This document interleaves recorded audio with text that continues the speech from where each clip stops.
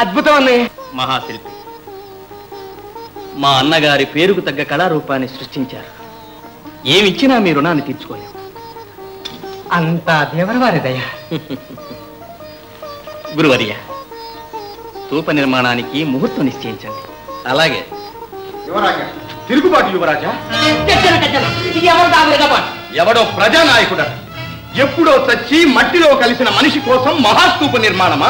అందుకు ప్రజలు రక్త మాంసాలు ధారపోయడమా? వీల్లేదు. ఇటువంటి అర్థం లేని పనులకు ప్రజలు రారు అంటూ మిమ్మల్ని మీ అన్నగారిని ఎంతగానో దూషించాడు యువరాజా. మా అన్నగారిని దూషించాడు. వింటూ నువ్వెలా తగ్గించావు? సహించడం కాదు యువరాజా, మీ ఆజ్ఞ కోసం ఆగాను. మీరు సెలవిస్తే వాణ్ణి పట్టి బంధించి మీ పాదాల మీద పడవేస్తాను. అంతేకాదు, ప్రజలను బలవంతంగా లాక్కురా. ఈ ప్రపంచం తల్లక్రిందులైనా సరే స్తూప నిర్మాణం జరిగి తీరవలసిందే. అవును, జరిగి తీరవలసిందే.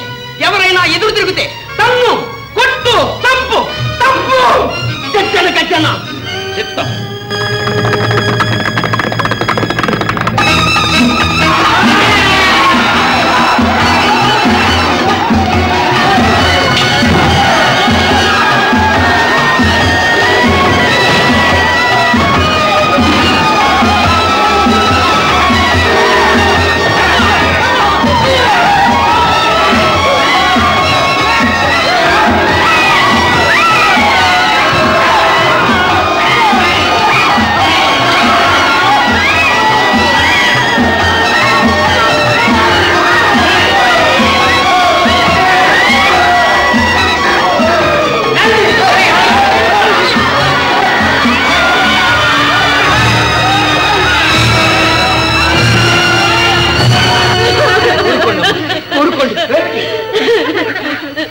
ఏమిటి ఘోరం?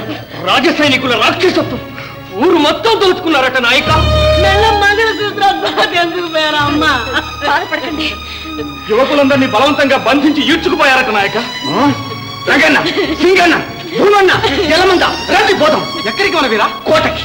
వాళ్ళ దౌత్యం ఏమిటో తెలుస్తాను, వాళ్ళంతా చూస్తాను. దుర్గా, నువ్వు ఇక్కడే ఉండి వీళ్ళకి సేవ చేస్తుండు. రండి పోదాం. వెళ్ళడానికి వీలు. ఎవరితో చెప్పుకుని లోపలికి ఎరబడతారంట. ఎవరు మీరు?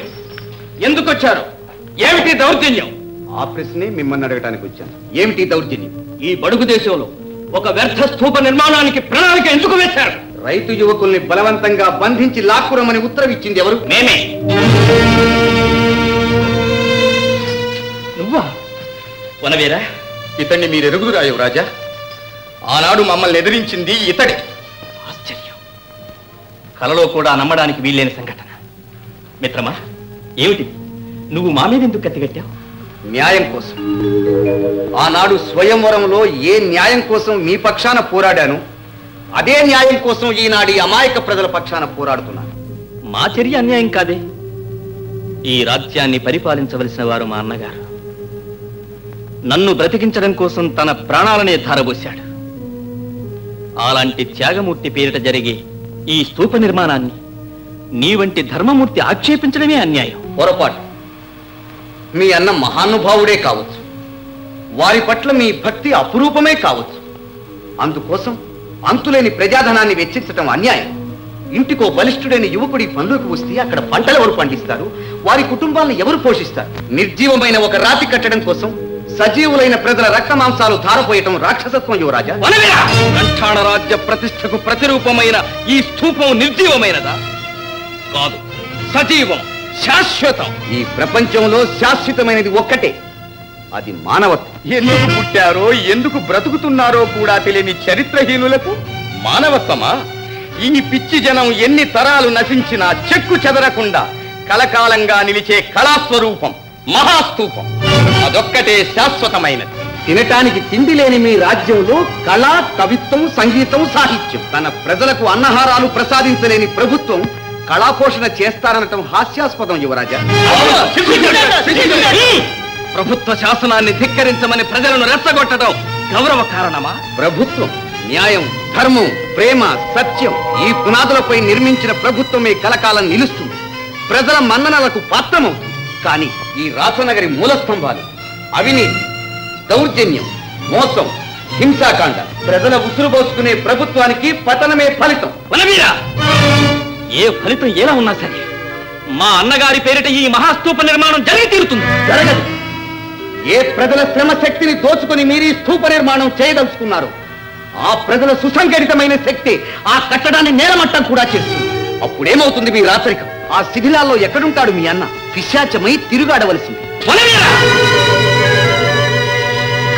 నేనేదైనా సహిస్తాను కానీ నా అన్నను దూషిస్తే మాత్రం క్షమించను. జీవితంలో ఒకసారి ఉపకారం చేసిన వ్యక్తివు గనక ప్రాణదానం చేసి విడిచిపెడుతున్నాను. వెళ్ళు. మీ దయాదాక్షిణ్యాలు అనవసరం. నా ప్రాణం తీయగల శక్తి మీకు లేదు. ఆగండి. నిరాయుధులైన ప్రజాప్రతినిధులను బంధించడం అధర్మం. వెళ్ళనివ్వండి.